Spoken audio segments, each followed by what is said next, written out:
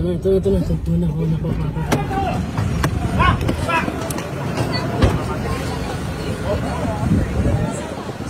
Tama!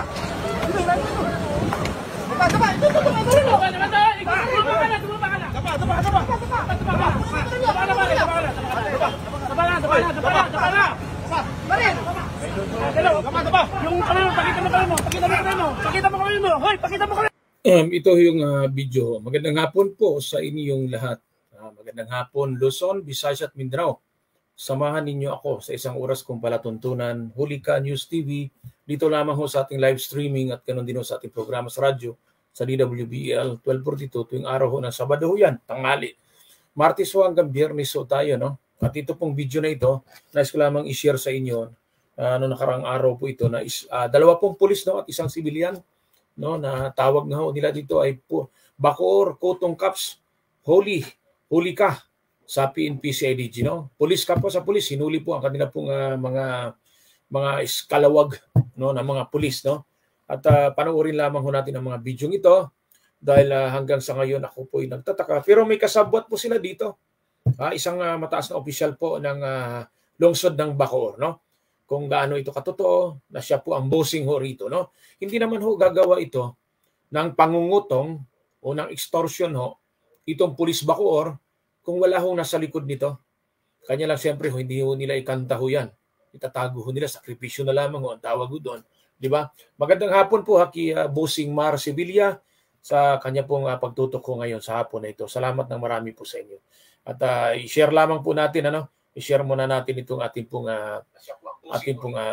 live, i-share lamang natin, sandali lamang, dyan muna kayo, i-share ko lamang ho ito para at least mapanood din po sa ilan po nating mga kaibigan, okay? Sige, tuloy lamang ho tayo sa ating pong pag-share po, pag-follow po ng aking pong FB page, Hulika News TV. Okay, tuloy ho natin ito, panoorin natin at credit to the owner of this video, At talakayin po natin ito sa hapon na ito at iba pa pong mga usapin, pag-usapan po natin. Okay? Kamay!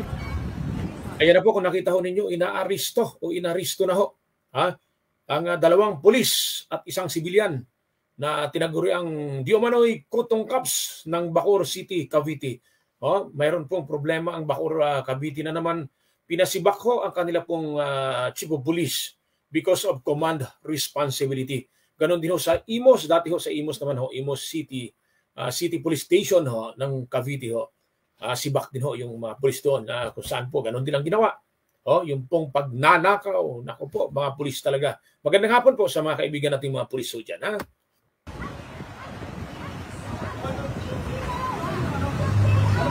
Kasama ba natin yun? Ano pangalan mo? Bugay. Relax ka lang. Sir, ito sir, Bugay sir. Bugay. Kasama ba yun? Sino yun? Nag-video. Ikaw ba PMS si Bugay? Ano mo? Sige, sama ka lang Okay, yan tuloy lamang natin Okay, sige. Diba? Before, ako yung kausap nila po kanina. Yun po yung nakaputi, yun po ang sibilyan, nakausap po ng 2 pulis na inaristo ho dyan sa Bacoor City, Cavite. Tropa? Pulis ka? Tinatanong ho ng PNP CIDG, tropa, pulis ka? Siyempre po, nahirapan po sumagot, okay? At Denver Gobilio notify, salamat Denver. At Jun Dumikil watching, salamat kasamang Jun Dumikil. Randy Anakay is watching din, good PM sir, musta na, ingat po. Salamat Randy Anakay, dyan po sa Tagaytay City ng probinsya ng Cavite.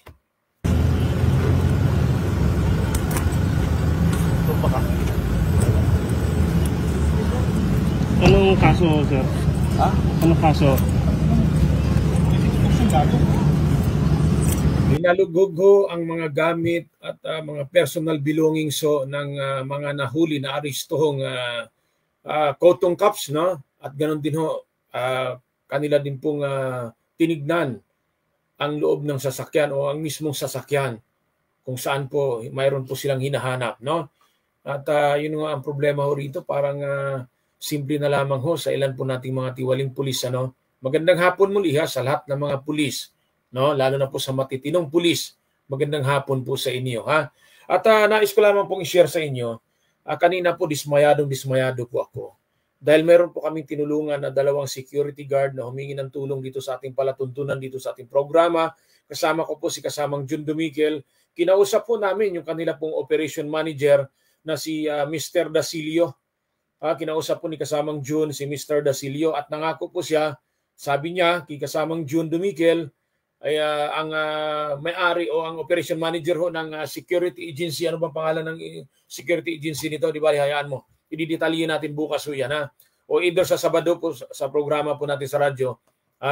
Binigyan na kayo namin, Sir Bossing, Mr. Dasilio, ng pagkakataon na para po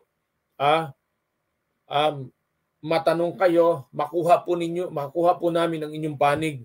No? Kinausap po kayo ni kasamang June Dumiquel at maayos naman po kayo nakipag-usap din. Ang sabi ho ninyo, yung 2 security guard na nagrereklamo tungkol sa kanilang remaining na sweldo, yung kanila pong balanse o sweldo pa ho nila sa kanilang pinaghirapan, sa kanilang trabaho, sa duty po nila, dyan po sa Antipolo City, Rizal, ay ibibigay ho ninyo. Tapos, sabi ho ninyo ay ibinigay na po doon sa security officer. Bakit ho ninyo doon binigay, sir? Mr. Dasilio, sir, sa inyo pong security officer, na hindi naman po yun ang may sweldo. Dapat po binigay po ninyo doon sa mga tao po, ng inyo po mga SG o ng security guard na tao ho ninyo, na sila po ang dapat hong tumanggap. Sa iba po ninyo ibinigay yung sweldo. Ngayon, binigyan po natin sila ng letter for referral ho, na para i-endorse ho sila, para matulungan, para maging formal po ang lahat. Sabi ko nga, kukunin muna natin ang panig kasi madalas po nilang sinasabi na one-sided daw ho ang ilang mga media. Hindi po totoo yan. Kaya lamang ho nasabi ho ninyo yan at sa mga iba nating tagapanood na hindi po nakakalam, kinukuha po namin ang panig ho ng magkabila. Ang problema lamang po, doon sa mga inirereklamo, ayaw po nilang sumagot. So wala kami magawa. Kailangan namin sabihin ang dapat namin sabihin. Yun ho. Maayos po kami nakipag-usap. Maayos po kami tapos pagdating po ng 2 security guard dyan po sa Dasmariñas City, Cavite, yung Air Guard, Security and Investigation Agency, no? Ay bastos kausap yung 2 babae pa naman. Ito pong mga busing ho dyan, staff po ng security agency. Di bali ho, kung talaga hong china-challenge nyo ang programa ko, Hulika News TV, at ganoon din po ang programa ko sa radyo sa DWBL 1242, ang Hulika ni Jojo Sibial, china-challenge po ninyo ako, china-challenge po ninyo ang programa ko, sige po, magkasubukan ho tayo. Tama po ba ng isang active Air Force, Philippine Air Force po rito kaya ako po nanawagan po sa Armed Forces of the Philippines, tama po ba ang inyo pong mga active officers nakasalukuyan po pong nagjo-duty ay nagmamanage po ng isang security agency at yung security agency may sablay, ayaw po magbigay ng sweldo doon sa kanilang mga tauhan. Nagbigay po sila ng complaint letter nila sa akin, ipinadala ho nila. Kaya po natin tinulungan. So manawagan din po tayo sa Department of Labor and Employment na matulungan po ang ating mga kababayan. Dito po natin masubukan kung talagang totoo ba ito pong sinasabi po nilang bagong Pilipinas, bagong mukha, na talaga bang matutulungan ang ating mga kababayan. 'Di ba? Bagong Pilipinas, bagong mukha. Ang ganda, 'di ba? Bagong Pilipinas, bagong mukha. Dito ho natin malaman, ano? Kasi nakakaawa ho eh. Nakakaawa po itong mga security guard. Kanina pa ho talagang mainit ang ulo ko dahil nga po hindi ko muna banggitin po ang buong detalye. Antabayanan ninyo kung either bukas o sa Sabado mismo sa programa ko sa radyo. Tatalakayin ko ho 'yan. Magalit na ho kayo kung magalit kayo. Binigyan ko na kayo ng oportunidad, binigyan ko na kayo ng pagkakataon upang pong sagutin po ang aming mga katanungan. Sabi ho ninyo, papuntahin ninyo ang security guard doon sa inyo pong opisina. Biruin mo, galing ho dito sa Valenzuela, patungo ho ng Dasmariñas City, Cavite, napakalayo ho. Tapos babastusin lamang ng inyong mga opisyal dyan. Anong klase kayong mga opisyal ng security agency? Kawawa na nga ito mga ito eh. Oh, sabi nga ho rito eh, umuwi ako ng Mindanao sir after ho ng kami po ma-terminate doon po sa nasabi pong duty namin. Diyan po sa Antipolo City, Rizal. Eh, muntik pa kami maghiwalay ng aking asawa dahil po wala po akong naiuwi na pera na samantalang may sweldo pa po akong natira. Oh, pinakita ho sa akin ang kanyang payslip ho. Oh, kaya nakakalungkot, di ba? Oh, nakakalungkot po eh. Sa Lunes po, Philippine National Police, SOSYA ng Campo Crame, darating po ang inyong lingkod. Kasama ko si Jun D. Miguel para po mag-file kami ng reklamo laban sa inyo. Dito natin masubukan yung sinasabi po nilang bagong Pilipinas, bagong mukha, kung talagang may bagong mukha ba talaga ang bagong Pilipinas. Kawawa yung mga pobre nating kababayan. Oh, nagtatrabaho ng nagsiservisyo ng 12 hours magtrabaho sa isang araw. Tapos hindi pa swelduhan ng isang security agency. Sino bang pinagmamalaki nito? Dahil nga ba sila ay sundalo? Alam ko po hindi tinutolerate ito ng Armed Forces of the Philippines, lalo na po ng Philippine Air Force. Oh, mayabang ang asawa nito eh. Binastos, sinigawan, pinalayas yung dalawang security guard doon sa opisina nila. Bakit? Yung bang opisina nyo katulad ng Malacanang para palayasin yung mga pobreng mga security guard? Come on! Magpakatao kayo. Para kayong hindi kumakain ng bigas, ng kanin. Akala ninyo sa sarili niyo para na kayong mga hari o reyna dito sa bansa natin. Pasalamat ka, hindi ako kasama. Ha? Ito po, sabi po ni John Domikel, good PM boss, God bless. Sabi po ni Marcy Villa, ang acronym ho ba ng PNP ay pahingi ng pera? O, yun ang sabi ho niya. Ha? Sabi po ni Marcy Villa, ni Bossing ho yan. Ha? From North Caloocan ho yan. Ha? Ito po, Marilyn Dumadag. Ano ba to? Marilyn Dumadag, tama ba ako? Bataan Friends, sana okay na kami. Okay na kayo. Ha? Mga Bataan Friends ho dyan, ha? Okay na kayo. Ha? Salamat po sa inyo. Sabi ni Jun Dumigel, hindi natin bus yan, pabayaan. Tulungan natin yan. Okay? Yun ho. Sa Lunes po. Ha? Sa Lunes po. Ha? NLRC. PNP Sosya. Oh. Kaya kayo hong mga ito pong mga na-assign po sa PNP Sosya, magandang hapon po sa inyo. Sir, tulungan po ninyo ang ating mga kababayan hong mga mahirap, mga pobreng security guard, na katulad din ho ni pobreng layas ng layas. Di ba ho? Sabi ho dito ni Oscar Astada sa Lipot, tulungan natin yan, idol. Opo. Awang-awa ako na ang dami. Alam po ba ninyo, napakaraming humingi ng tulong. Hindi ko po natulungan lahat dahil nga po kinakapos po tayo sa panahon at sa mga resources po. Sinisika po namin ni kasamang John Dumigel. Kasama po si Glenn Ford. Si kasamang Glenn Ford. Tatlo ho kami. Dito sa programang ito, nagtulong-tulong para din ho tayo makatulong sa ating mga kababayang mga pobre na pinagsamantahan itong mga mayayaman na ito. Kanina hindi na ho kami sinagot sa tawag ho namin, pero maayos kausap ito si Mr. Dasilio, ang operation manager ho ng Air Guard. Ang ganda ng pangalan, Air Guard. Hangin na may gwardya. Hangin na matatag kasi Air Guard ho eh. Kaya pala puro hangin lang ito. May hangin bang ulo ninyo?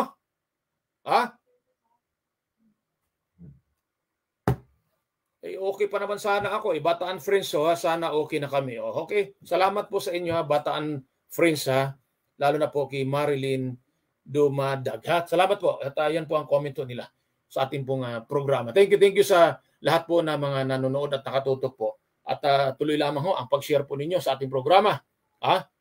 Tuloy lamang ho sa inyo pong pag-subscribe sa aking YouTube channel, Hulika TV. At ang aking pong Facebook page, Hulika News TV. No? Tuwing Martes ito hanggang Biyernes alas 4 hanggang alas 5 ng hapon. Ganun din ho sa programa ko sa radyo sa DWBL 1242. Kung saan matatagpuan yan sa Reliance Street Corner EDSA, Mandaluyong City. Yung istasyon namin. Doon ho matagpuan yan. Tuwing araw ho ng Sabado ho yan. Tanghali ho. Kawawang mga kababayan natin. Akala ko ba pag bagong Pilipinas, bagong mukha, wala na hong maapi. Wala na hong mahihirapan. Mas maganda pa pala nung panahon ng mga Dilawan. Maraming galit sa Dilawan. Pero nung panahon ng Dilawan, kapag kami nagsumbong, antimano may aksyon. Ito po, puro sumbong, walang aksyon. Okay? Sabi dito ni Oscar Astada sa Lipot, kabaro ko din pala yan, idol. Sabi po niya, kabaro din daw po pala niya. Okay? At Kikoti Castro is watching. Magandang hapon po at belated happy birthday, Kikoti Castro. Ito, papasukin natin sa Kasamang Julay Pudok. Kasamang Julay Pudok, magandang hapon. Yes, Joe, pinuntinan ni Senator Grace po. Siya yun nasa committee ng Transportation and Communication. Itong isang pagkiyada na security services officer ng yung Office of Terminal Services ng NAIA, no? Kung saan ito yung nagnakaw ng $300 sa isang Chinese national. At nakita nga ito sa CCTV na kung saan pa ikinani niya yung nasabing pera na kanyang ninakaw. At ito nga talagang galit na galit si Senator Crespo na dapat kasuhan ito nasabing pera na nagbibigay ng kahihiyan sa ating bansa. Na noon daw ay ang kaso ay laglag bala, ngayon naman nakaw ng pera. Kaya hindi na raw masawata ito ng NAIA official ang mga kanilang mga tao na gumagawa ng ganitong kategorya. Kaya nga nung nagpalabas yung pinaka-general manager ng NAIA na wala ng bulsa, no? At ang kanilang mga pantalon at ang kanilang mga polo. Pero wala na ng bulsa, nakapagnakaw pa. Buti pa nga raw yung mga janitor, yung mga janitress at yung mga taxi driver, ibinabalik yung pera. Pero itong mismo official ang nasabing NAIA Terminal Services na siya pang naging pasimuno sa pagnanakaw ng pera sa mga foreigner na Chinese national. Ito rin isang kahihiyan, sabi ni Senator Ronald Pato de la Rosa, sa ating mga international community na meron tayong mga Pilipina mismo miyembro ng NAIA Terminal Services pasimuno sa Nakawan. At ganun din, nagpalabas na ng order ang Department of Transportation's office ni Bautista, kasuhan na nag-administrative ang nasabing security employee, babae dyan sa NAIA Terminal. So yan ang aking update. Julay Pudok para sa huli kang program, nag-uulat. Salamat ng marami, Kasamang Julay Pudok. At ito, balik po tayo dito. Sabi po dito ni Kikoti Castro, tingnan natin kung kaya ba natin patugtugan ito. Sana po gumagana pa itong ating no? Kasi birthday ho nito nung nakaraan, kahapon ba, no? Isang araw. Hindi makatugtog, sayang. Di bali ho, Sir Kikoti Castro, sabi niya, God bless Sir Jojo at salamat sa pagbati. Salamat po sa inyo pong panunood. Primong Rafi Paduabo Araw is watching. Nakakalungkot isipin ho di ba? Mahirap po nating kababayan. Pagsasamantalahan, di ba? Mahirap nating kababayan, sweldo na lamang, kaperanggot na sweldo, hindi pa maibigay. Di ba? Gumastos yung tao ng napakamahal ng pamasahe galing Valenzuela. Ilang buwan na linggo na nakatambay walang trabaho. Di ba? Tapos maliit na pera sa maliit na halaga. Sa konting pera, sa maliit na halagang pera na sweldo po ng tao na matanggap na niya dapat noon pa ay inipit pa dahil ang rason po ng security agency ay ibinigay na daw doon po sa kanilang security officer. Kahit saan kayo magtanong, maski sa abogado tanungin niyo yung mga matitino. Maski sa abogado, tanungin ninyo kung tama po ba yung tama po ba na ang sweldo po ng tao ay ibibigay niyo sa iba. Mayroon ngang sinasabi diyan Huwag mo dapat ipakitang yung payslip dahil that is confidential. Di ba? Tapos ipinagkatiwala mo sa ibang tao yung sweldo ng tao, ng inyong gwardiya, sa inyo pong opisyal. Kaya minsan nakakalungkot may mga kutong na pulis, 'di ba? Hindi naman lahat ng pulis ay tiwali. Sabi ko nga napakarami naman pong matitino. Marami po yan. Marami tayong kaibigan. Katulad ho kay Police Brigadier General Andre Dizon ng Manila Police District. Napakagaling. Daming accomplishment. Makadiyos, makatao. Higit sa lahat, nagsiservisyo. Ng tama. Di ba? Ganon din ho sa ating pong kaibigan. Ang QCPD District Director, si Police Brigadier General Rodrigo Maranan. Magaling din hong police. Pag tinex mo, antimano sumasagot. Ganon din ho si Eastern Police District, no? General Attorney Wilson Asueta, pagka kausap mo, pagka gusto mo siyang kaharap, talaga hong nahaharap mo at nakakausap mo. Na-interview mo. Yan ho mga pulis, mga mataas na opisyal. Di ba? Kasama na po yung ating pong kaibigan dyan ho sa Region 13 ng Caraga Region. Napakalayo ho nito. Sa Mindanao ho ito. Nung nandito pa ho siya sa National Capital Region, isa lamang hong kalabit ng bati ho. Ng tanong, di ba? Antimano nandyan, di ba? Magandang hapon po ha kay Maring MG Lunas, Maring Jane, magandang hapon pare. Salamat po. Mag-ingat lamang ho kayo dyan ha, Primong Rafi, paduwabo araw. Baka ho mauntog kayo sa tarpulin ho ni tumatakbong Kapitan Ami ho dyan sa Barangay Viente Reales ng Valenzuela City. Rafi, paduwabo araw. Baka ikay maglibot-libot ho dyan sa inyo, sa Barangay Viente Reales ho. Baka ho kayo mauntog sa tarpulin na hindi pa rin ho tinatanggal. Bagamat makailang beses na hong nagpaalala ang Commission on Election, pero hanggang ngayon hindi pa rin ho tinatanggal dahil sabi ho ng kanyang mga taga-suporta, hindi ho natatakot yung aming pong kapitan na tumatakbo. Malakas ito. Yun po ang sabi. Kaya kung sino man ho ang manalo ho dyan,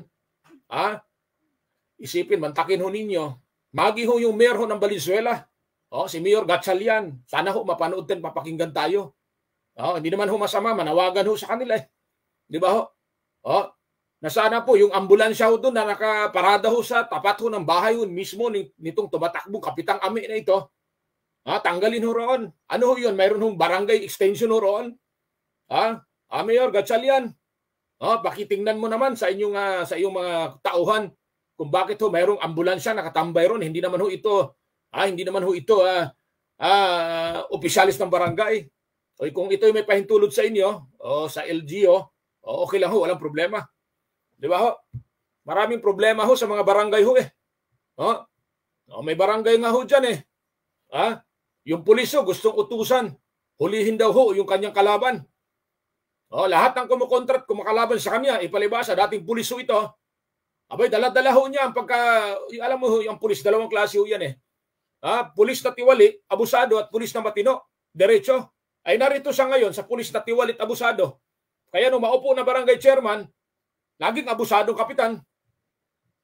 Gusto nga kung mayroon lamang kung siguro naabutan pa ho niya ang panahon ni dating ama ho ni Pangulong Bongbong Marcos Jr. Bagamat po ang Pangulo hindi naman ho nagdeklara ng martial law.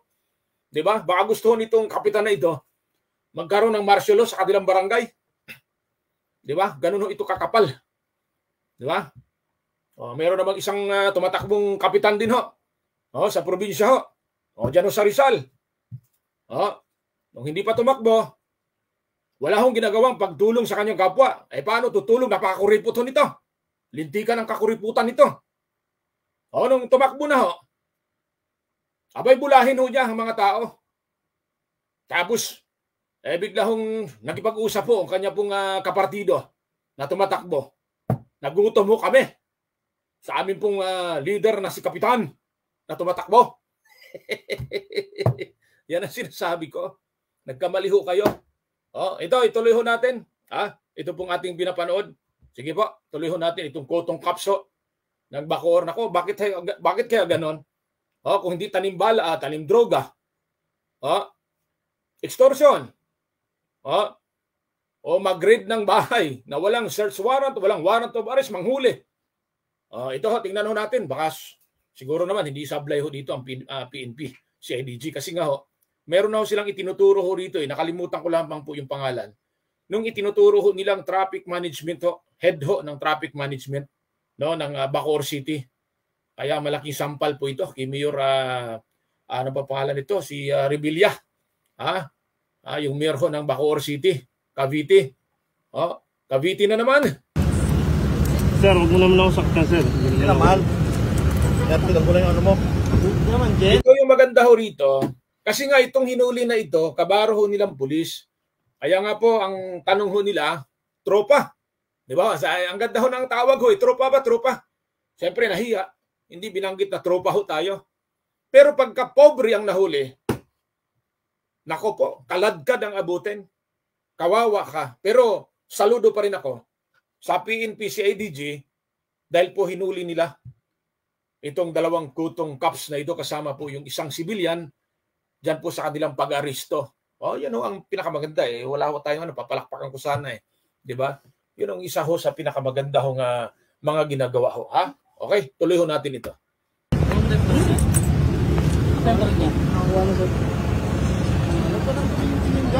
Tingin ka pa dyan eh.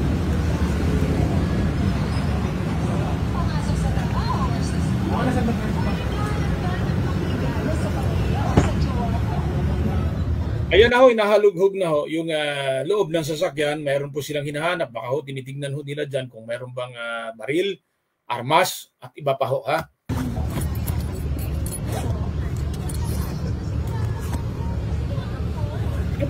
Ito isa sa pinakamagandang accomplishment po ng PNP CIDG. Napakaganda nito. Bakit ko nasabi? Kaya nasabi ko sa inyo kung meron lang po ako ditong audio para sa palakpakan ko po itong PNP CIDG, Philippine National Police Criminal Investigation and Detection Group, no? Gusto kong palakpakan. Bakit? Tingnan ho ninyo during the time na itong nangyari na ito, kamakailan ito nung isang araw ito, na inaristo ho nila ang tinatawag kong kutong cops ng Bacoor City, Cavite. Binibidyohan, may video ho sila. Di maliwanag na maliwanag ho na nakikita natin kung paano po sila inaristo. Marami kasing pulis na nag-conduct na kanilang police operation na procedure, no, na kanila pong pag-conduct ng pag-aristo, panghuli, no, pag-serve ng warrant or mayroon pong hinahalughog sa loob ng tahanan o maging sa katawan ng tao. Wala ho silang dalang kamera. Kaya nga po napakarami pong media practitioner, napakarami hong media ho eh. Marami ho. Napakarami ho. Magsama po kayo. At yung mga yan willing naman kung ayaw ho nila dahil natatakot sila, delikado at siyempre minsan sinasabi ng pulis, wag ho dahil delikado po ang aming ginagawa. Okay lang po yun. Pero kung kaya ho ng mga media na pumayag silang sumama sa inyo pong police operation, delikado man o hindi, magpasama kayo para mayroon kayong legit na testigo. Isama na rin po ninyo ang mga barangay opisyal katulad ng barangay kagawad o si barangay kapitan para po mismo makita ho nila kung ano po ang inyong ginagawa. Pagdating sa korte, di ba? +1 na agad kayo o +2 dahil dalawa po ang inyong pong lehitimong testigo. Pero pag wala kayo nito sa aking mga binabanggit, wala rin hong video kayong naipakita o picture. Mas maganda video ho. Dahil mas kapanipaniwala ho yun. Di ba? Yun ho ang maganda ho roon. Kaya isa ho ito sa masasabi ko pong tamang pag-aristo o tamang operasyon ng pulis. Kasi habang ho nilang ginagawa ang kanila pong trabaho, may video ho. Nakikita ho natin kung paano. Nagsalita nga yung isang pulis eh. Di ba? Yung isang pulis na inaristo. Bagamat hindi niya inamin na pulis ho siya, no? Pero base po sa mga balita kung kumakalat at maging po sa information, no? Sa ating pong initial information, na pulis nga itong dalawa na ito. Maliban doon sa nakaputi. Nakaputi ho ng damit na ito'y isang civilian. Di ba ho? Tuloy ho natin.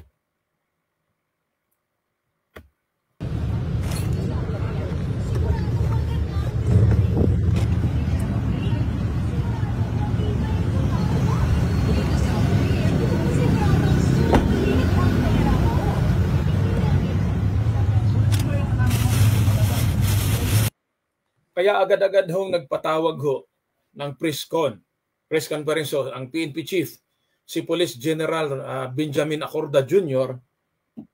na agad ho niyang ipinasibak ho sa pwesto ang Chief of Police ng City Police Station ng Bacoor City, Cavite because of command responsibility. Di ba?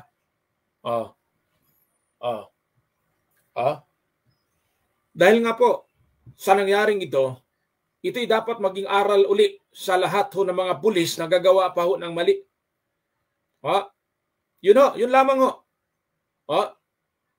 Di ba? At nung nakaraang araw ho, mayroon ho nagkomento sa post ko sa aking Facebook account na tungkol po sa mga illegal. Hindi ko na lamang ho i-detalye. Masyado siyang nagmamarunong. Bakit hindi niya itanong sa pulis kung ang aking post ay tama po ba? Di ba? Nagtanong po siya sa kanyang abogado na sinasabi niya na ang sabi ho niya, ang illegal ho ay legal. Paano naging legal ang illegal? Di ba? Minsan ko talaga basta lamang ho makalusot gagawin ang lahat para makalusot lamang. Pero anyway, huwag natin pag-usapan yan. Yan ay tapos na. Okay na tayo dyan. Di ba? Maayos na ho ang lahat. Marilyn Luncanaya, notify. Salamat po sa pag-share po ninyo. Salamat din po sa mga lahat ng followers, legit followers ho natin. Thank you po sa inyo. At salamat din po. Marami pong humingi ng tulong. Mayroon nga po si Edgar Pinida at humingi ng tulong na matulungan ko, maipaabot ho kay Senador Raffy Tulfo ang kanyang complaint regarding sa corruption. No? At isa nga po dito sa talaga hong naalibadbaran din ako. Hindi ho naging maganda po sa aking pandinig o sa aking pong pangunawa. Ito pong issue po ng confidential fund. Iba ho talaga ang karisma ho ng mga nasa pwesto. Maging sa kapwa ko vloggers, magandang hapon po sa inyo. Sa lahat po ng hanay ng media, radyo, dyaryo, television, magandang hapon din ho sa inyo. Kung sino po ba, pwede ho bang sagutin ho ninyo ako sa inyo pong personal opinion ho, sino ba ang nagpasimuno nitong confidential fund na ito? No? Ang dami hong naghihirap na mga Pilipinong kababayan natin. Ang dami pong mga kababayan natin na hirap sa buhay. Ang ating pong mga magsasaka na halos wala nang kinikita. Pagkatapos po sa pagtaas ng presyo po ng sibuyas, tumaas ang presyo ng iba ng gulay. Ngayon naman po tumaas ang presyo ng kamatis. Halos sa buwan-buwan na lamang mayroon ho tayong marinig na issue ng pagtaas ng presyo. At mayroon ngayon hinahanap na po yung 20 million na bumuto kay Pangulong Bongbong Marcos Jr. kung nasaan na. Dapat daw sila ngayon mag-ingay. No, sa mga aligasyon na sinabi ho ni Attorney Glinchong dahil po sa Smartmatic dayaan. 'Di ba? Dapat ho ngayon mag-ingay na ho sila. Pero wala ho. Wala na ho. Wala na ho. At ang nakakatuwa dito, ang nakakatuwa ho rito, yung mga dati pong vloggers ho, ng Marcos o ni Pangulong Bongbong Marcos Jr., ang iba po bumaligtad na. Nung una pa lamang ho, marami po akong nakadiskusyunan.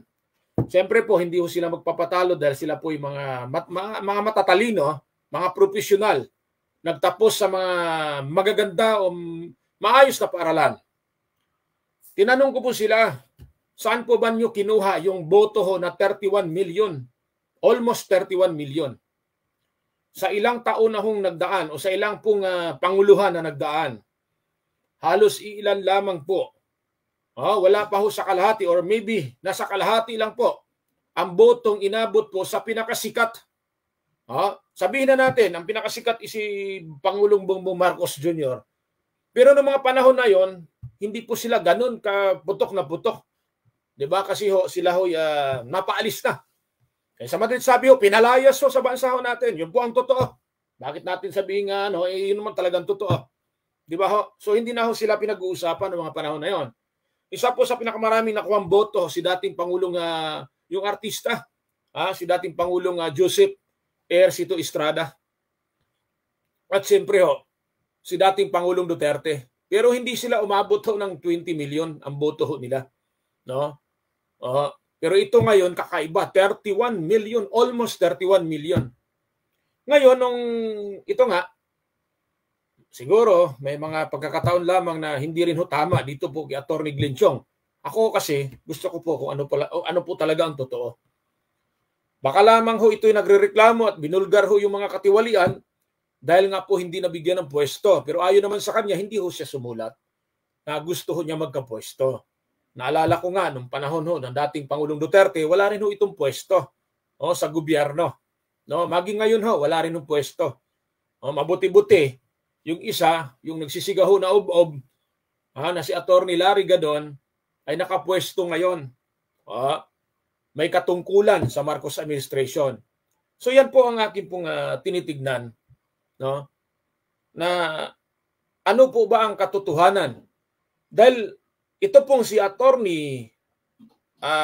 George Garcia, ayon po kay Atty. Glenchong, ito daw po ang abogado, kasama siyempre po kasama yung dating executive secretary, no? Nung panahon ho ng nadaya daw po sila nung halalan ng pagka-vice presidente noong 2016. Tama ba? 2016 ano?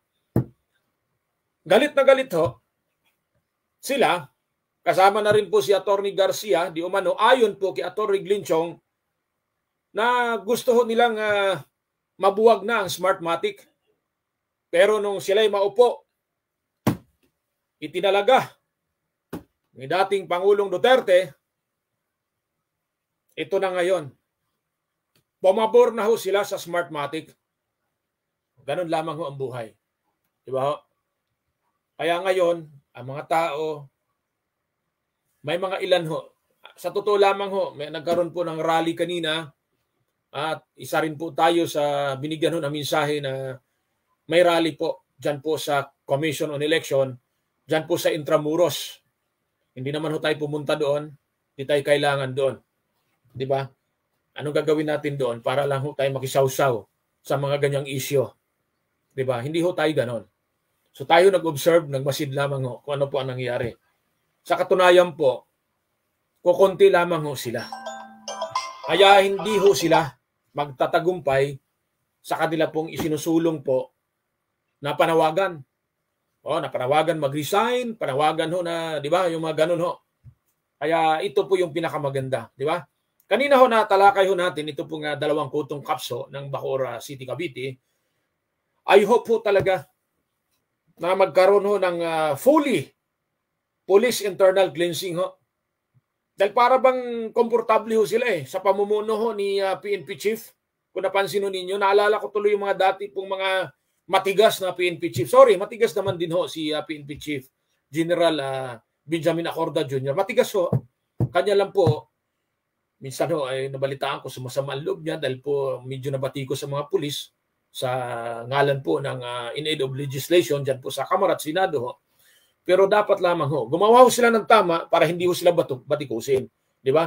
Nandito naman ho sa kabilang linya natin si Kasamang Julay Pudok. Kasamang Julay Pudok, magandang hapon muli sa iyo. Yes, Joe, magandang hapon. Natagpuan na yung motor na ginamit pagkatapos lang ni Atty. Maria Lily Alzate dyan sa may parting ng Abra. Sa nakita ito na ginamit ng riding tandem, magkiniwan doon, tinapad doon na sa isang lugar sa may Kasamata Hill. At ito iniwanan, tumamit sila ng ibang sasakyan para makatakas. Kung naman na ayon sa instruction na ginagawa ng National Bureau of Investigations, meron na sila mga lead at hindi po muna nila pinapangalanan dahil kasi lumabas sa CCTV. Nakita ito ay mga naka-hold cam at walang face mask. Nagkita nakasalooban yun at yung mga membro ng mga kabataan. Kung tawagin ay yung non for hire. Ay yun na, talagang masigat talagang isigagan pa rin ng Philippine National Police ng AFLAC. So sila ay magbibigay na reward na 100,000 kung sino man makapagtuturo sa mga suspect. Talagang tuloy-tuloy ang kanilang investigasyon para pagkita ng katarungan sa Atty. Maria Alzate. Kaya dadaliin sa kanyang munisipyo o lugar dyan sa may Bukay Abra. Pagkatapos doon ay ibisahan naman siya ng pagkidabra at dadali na siya sa muling hantungan. Para sa aming update, muling ng program, Julay Pudok, nag-uulat. Salamat ng marami at ulitin ko lamang. Shoutout lamang ho dito kay Alvin Umandam Taata. Kaya Bossing Alvin Umandam Taata, sabi niya mayong hapon. Kuya Jo, ganun din ho sa inyo ha. Ingat kayo sa biyahe ho ninyo. At ako po'y magpasalamat po, taos puso magpasalamat po sa tanggapan po ng Malacanang Action Center. Salamat po ng marami sa inyo. Ma'am, sir, thank you so much po sa inyo pong pag-receive ng aking sulat at sa inyo pong pag-aksyon. Ganon din po sa tanggapan po ni Secretary Vinhor, Attorney Vinhor Abalos Jr., no? Binhamin Vinhor Abalos Jr. Magandang hapon sa inyo, sir, at maraming salamat po sa inyo pong pag-aksyon sa aming pong letter. At siyempre po, batiin ko lamang po ng happy birthday ang kanyang ama, ang mayor ho ng Mandaluyong City, Mayor Binhamin Abalos Sr. Happy birthday ho, Mayor, sa inyo. At ganon din po, magpasalamat din po ako sa hanay ng kapulisan. Maraming thank you po sa PNP, no, Philippine National Police, lalo na po dyan sa Campo Crame, kay PNP Chief, Police General Benjamin Acorda Jr. Magandang hapon, sir. Salamat po at sa lahat ng staff po ninyo. Thank you so much. Ganon din po sa Regional Director ng Region 3. Tama ba ko si General Brigadier General Hidalgo, no? Tama ba? Sana di ako nagkamali. Sir, marami pong salamat at ganon din po sa Provincial Director ho ng Probinsya ng Bataan, Sir Colonel Tria. Magandang hapon. Salamat po ng marami po sa inyo. At sa lahat po ng mga Chief of Police ng Municipal at City ho ng Probinsya ng Bataan, salamat po sa inyo pong pag-aksyon sa aking pong reklamo. Kamakailan lamang po at nagpadala ho sa akin ng email ho ang DILG o ang Department of Interior and Local Government ho regarding po sa aking complaint.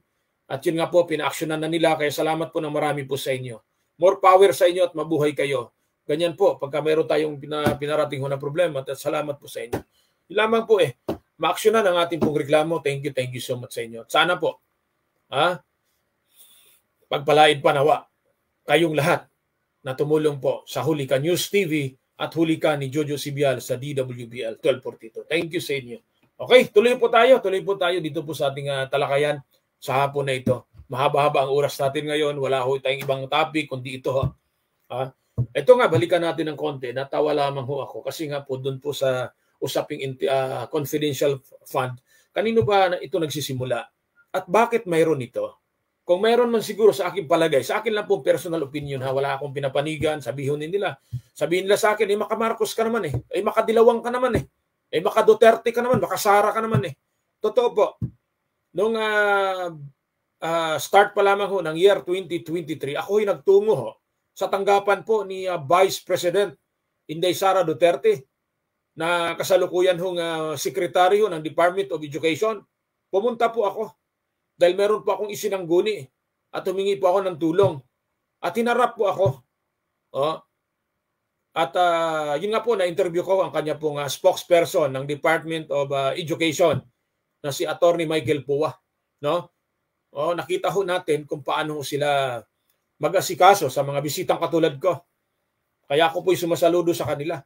Pero dito po sa ganitong usapin, hindi pwede ho dito na komo ho pumapabor, o komo po humahanga, komo po ay naniniwala. Tignan ho natin na mabuti kung ano ba ang tama at mali sa kanilang mga ginagawa. Tama po ba na ang isang pangalawang pangulo ay magkaroon po ng intelligence fund? O confidential fund na tinatawag? Tama po ba na hindi ideklara dahil nga po ito confidential fund o fund, di ba? Tama po ba?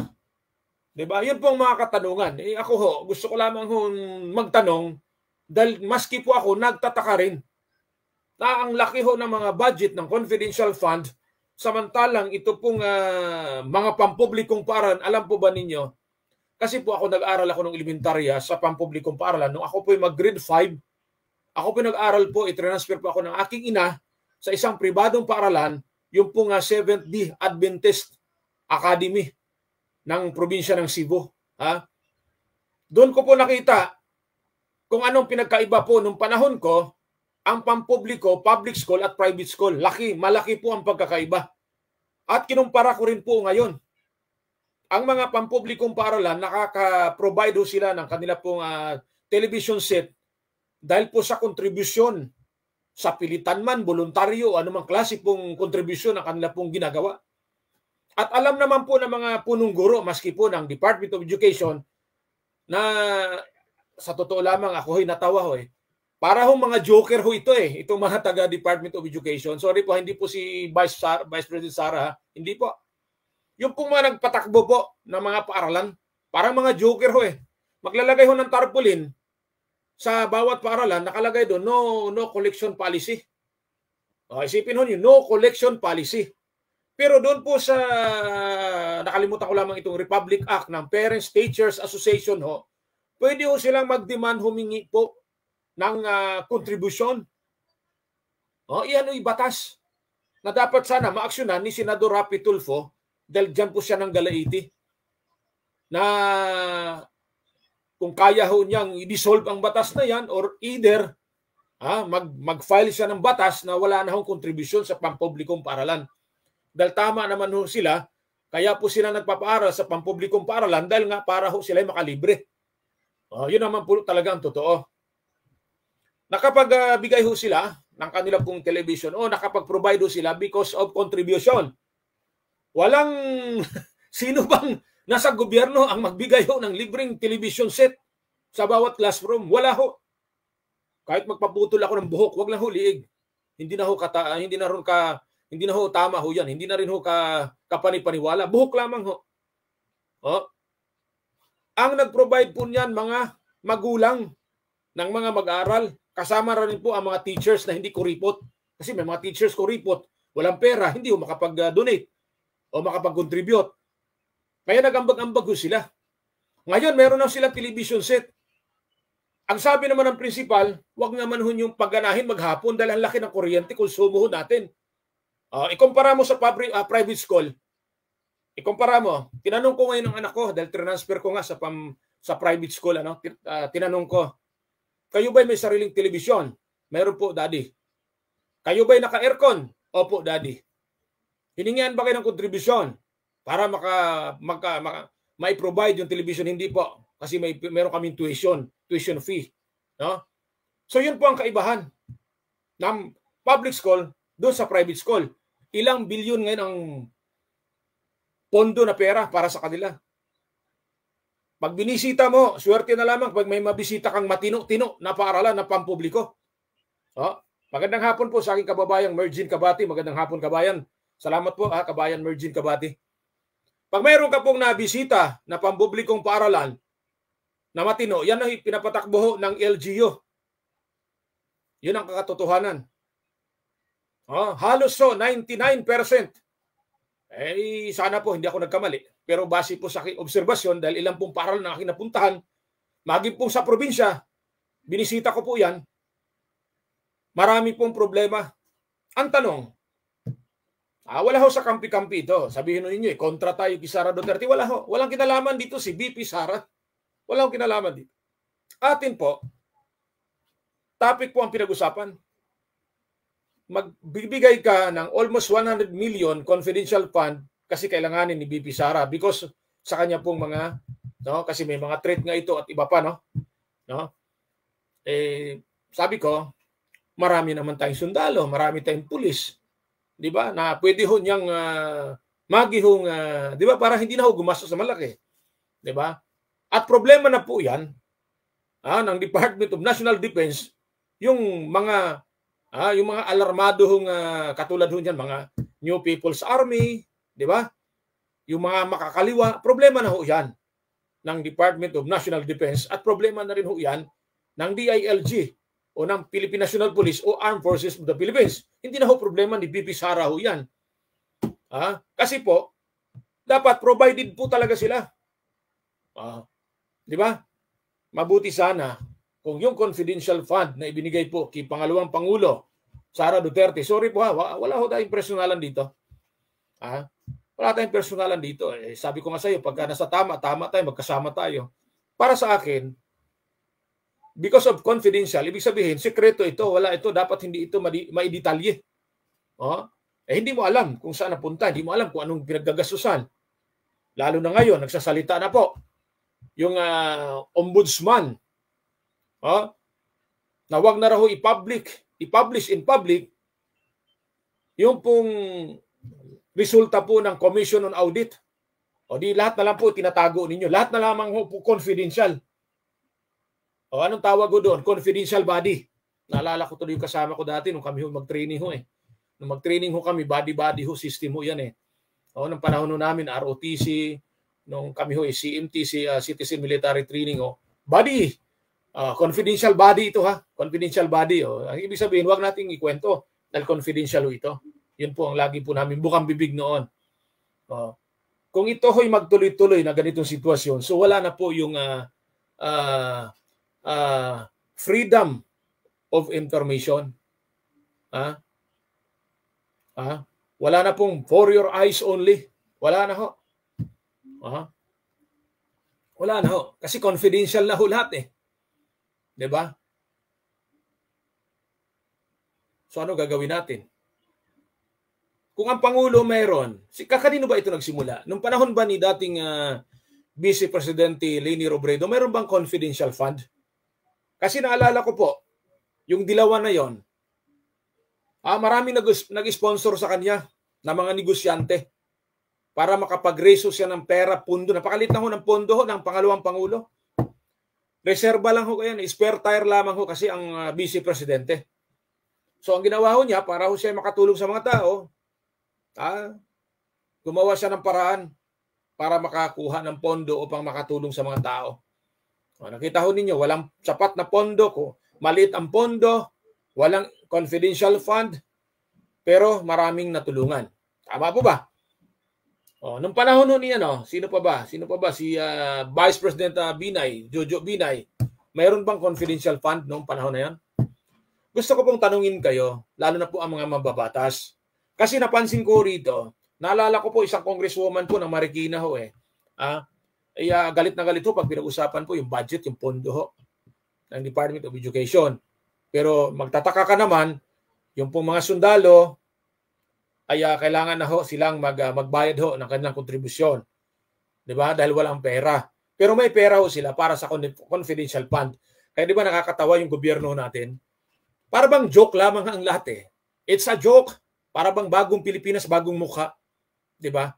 Sinasabi ho nila na yung mga pampublikong paaralan, yung sa college ho, alisin na ho yung mga free tuition o ano pa yung mga sinasabi ho nila doon. Hindi kasi ako familiar doon. Ayaw ko kasi pag-usapan yun eh.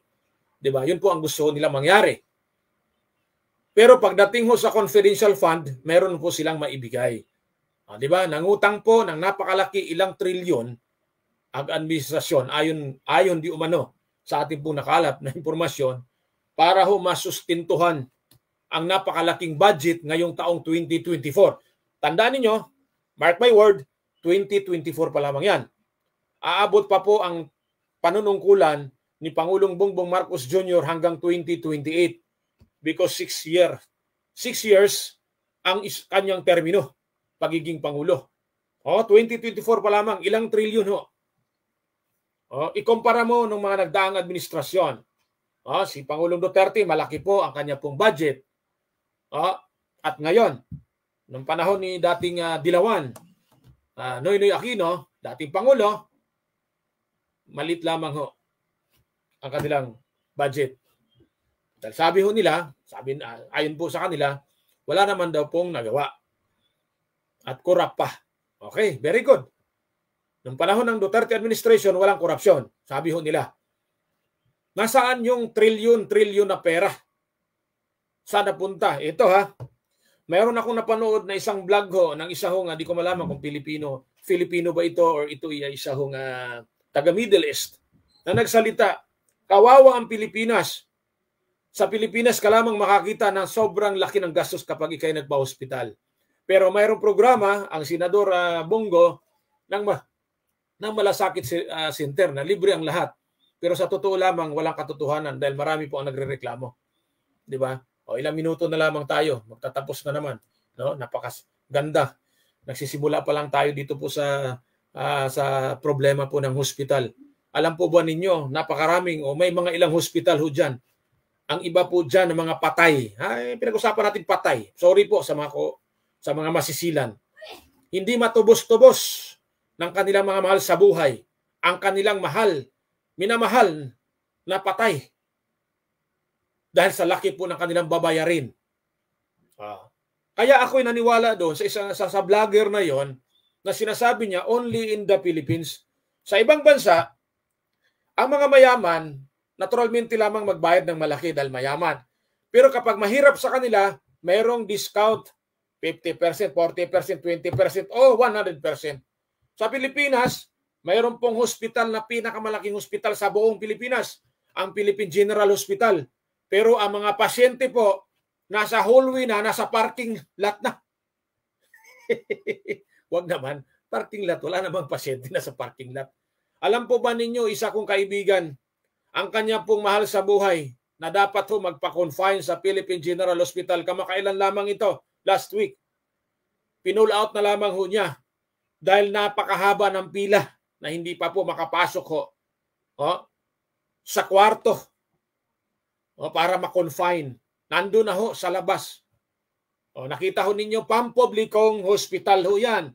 Magkano ang budget ng Department of Health? Saka lamang ho nila maalala yan kapag ho meron na silang mga pasyente, kamag-anak na nagpa-hospital sa pampubliko. Alam po ba ninyo ngayon kapag ikay nagkasakit, ang sakit mo ay mabigat, mamahaling sakit, milyones po ang gastos mo. Kaya maraming Pilipino na baon sa utang para ho makalabas ang kanilang pasyente. Mangungutang. Di ba? Bagong Pilipinas, bagong mukha. Marilyn Goboliulong Kanayaw watching. Magandang hapon po sa inyo. Yun po ha. Sayang po, isang oras lamang ho tayo eh. Napakaganda, napakarami ho nating tatalakayin. Kaya nga ho, di bali ho tayong gumastos, magpondo ng napakalaking pera sa bawat ahensya ng gobyerno kung nakita ho natin na totoong nakikinabang ang mga pobreng Pilipino. May mga sinasabi sila, kapakanan ng mga Pilipino, kapakanan ng mga mahirap. Saan po yung sinasabi ninyong kapakanan? Welfare in English. Di ba? Sa kwento meron. Pero sa totoong buhay, wala. Pero mayroon tayong bagong Pilipinas at bagong mukha.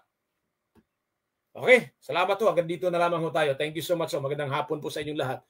Ayaw po, hindi ako sure bukas kung tayo ho'y mayroong programa, pero sa Sabado ng tanghali, alas 12 ho yan.